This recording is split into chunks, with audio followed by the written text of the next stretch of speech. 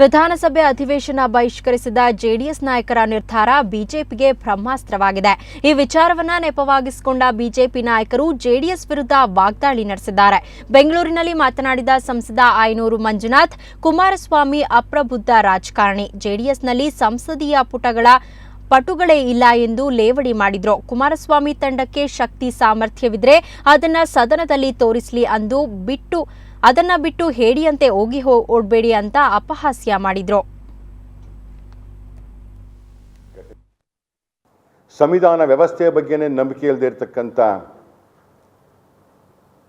ಕುಮಾರಸ್ವಾಮಿಯವರು ಶಕ್ತಿ ಸಾಮರ್ಥ್ಯ ಇದ್ದರೆ ಈ ಸರ್ಕಾರವನ್ನು ಹಣೆಯಬಹುದಾದಂಥ ಎಲ್ಲ ಸಾಮಗ್ರಿಗಳು ತಮ್ಮ ಹತ್ರ ಇದ್ದರೆ ಜನತೆಯಿಂದ ಆರಿಸಿ ಬಂದಂಥ ನಿಮ್ಮ ಶಾಸಕರು ವಿಧಾನಸಭೆಯಲ್ಲಿ ವಿಧಾನಮಂಡಲದಲ್ಲಿ ಬಡಿದಾಟವನ್ನು ಮಾಡಲಿ. ಆ ವೇದಿಕೆ ಇರೋದೇ ಅದಕ್ಕೋಸ್ಕರ. ಅದು ಬಿಟ್ಟು ಹೇಳಿ ಥರ ತಾವು ವಿಧಾನಸಭೆಯಿಂದ ಉಳಿಯೋದಕ್ಕೆ ಬೇರೆ ಏನೇನೋ ಕಾರಣಗಳನ್ನು ಅವರು ಹೇಳಬಾರ್ದು.